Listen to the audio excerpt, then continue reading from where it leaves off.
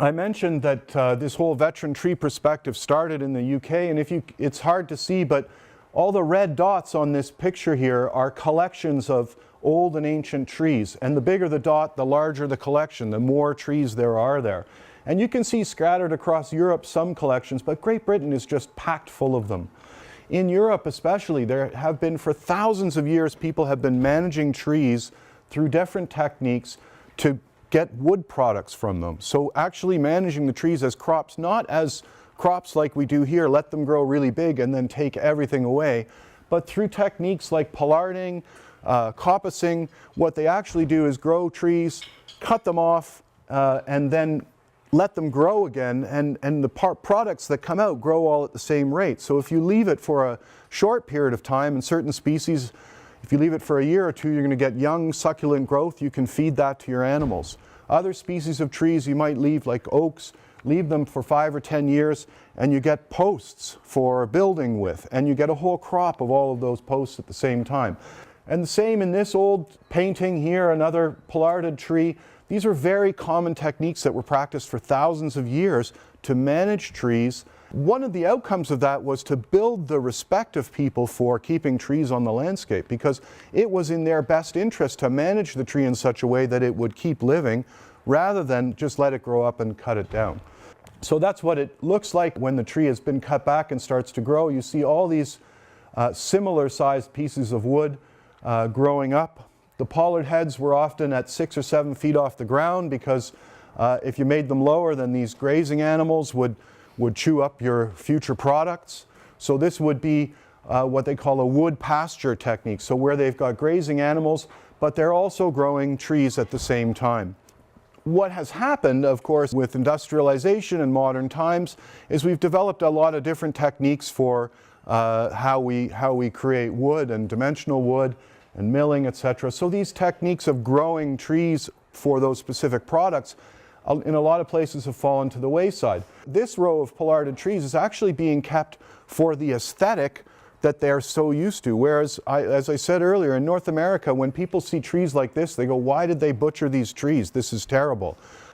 When you've had this type of tree around for thousands of years, it becomes part of the cultural landscape. So here you see, these are also managed trees, but you can see there's a whole forest here of these V-shaped trees, and these are in Spain, and some of my colleagues in Britain gave me these, and I said, well, why would they do that? And evidently, the reason they did that is that they were actually growing trees to create timbers for building ships. So instead of having to shape these out, they grew them basically into the shape that they needed and then could use them to build boats.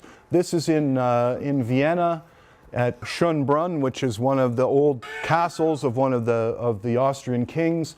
And it's the Grand Allée where the carriages used to come into the palace. I, of course, as an arborist, had to go around the back of this thing and say, how the hell did they grow this wall of green 40 or 50 feet high?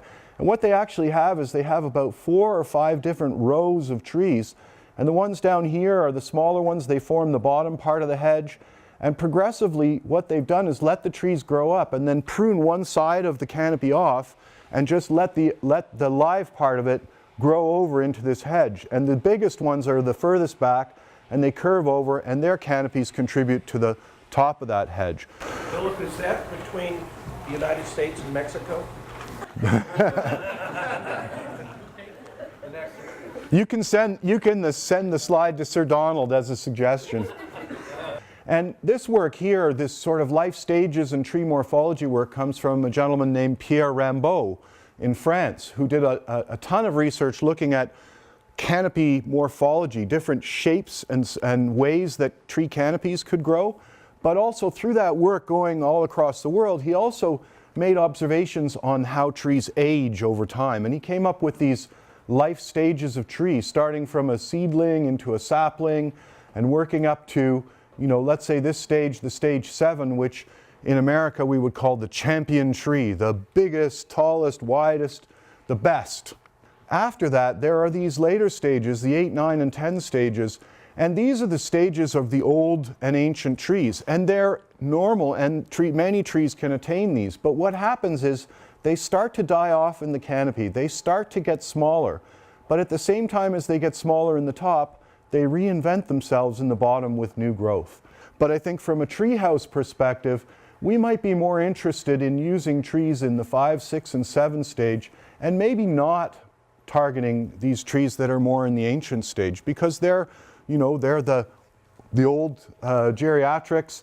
They do tend to get defects in them, but they're also really special. And then as we get into these later stages, you can see that eventually trees start to get hollow in the middle. And that's normal. It's normal for a tree to get hollow. It's not a problem for most trees to get hollow.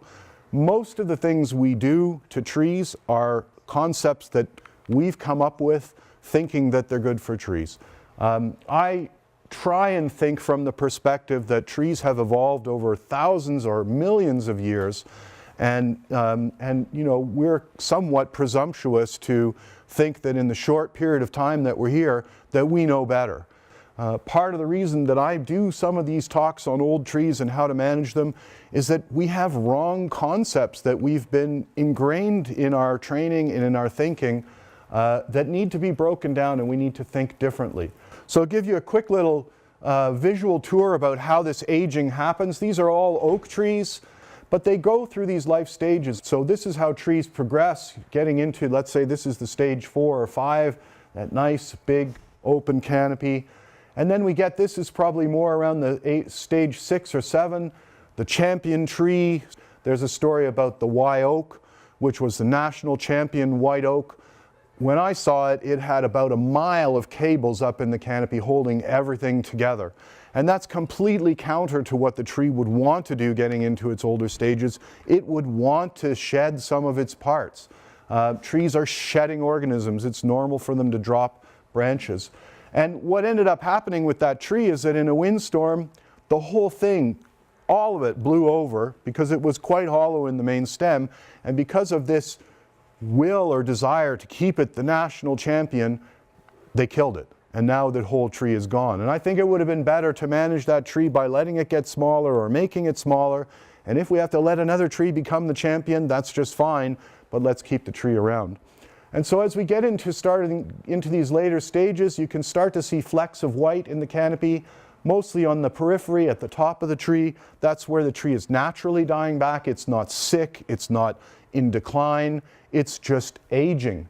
And here they call this a stag-headed tree. You can see the white dried out old deadwood in the canopy. Here you can really see the superstructure of the tree is still here, but many or most of the big branches that were spreading out have broken off, and the top is dying back. But you can see down here that the canopy is getting thicker and thicker as new growth starts happening lower in the tree.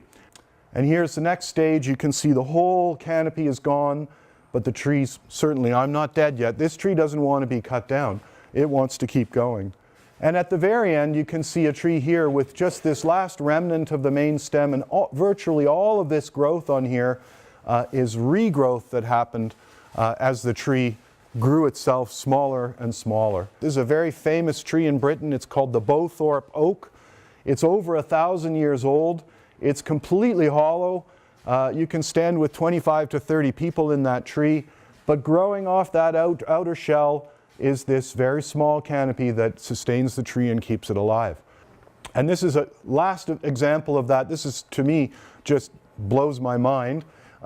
Here's a tree that they happen to have this series of photographs. So in 1910, you see this tree here. It's got a canopy, but it's got this wispy growth coming out of the stem, perhaps getting kind of stressed. In the 20s, you see here, the canopy is declining. Less growth up there, but more growth down here. And as we go along, we get to 2009, and here's the tree. If you look at that tree, most arborists, if you looked at this tree here, they'd say, oh, it's declining, it's in the spiral of decline, maybe, we should cut it down because it's going to get dangerous. And 100 years later, you look at this tree and you see a perfectly healthy and vigorous tree. And not every tree can do this, but it's just an example of what trees are capable of. And these are the kind of things that bring me sort of wonder and amazement with trees.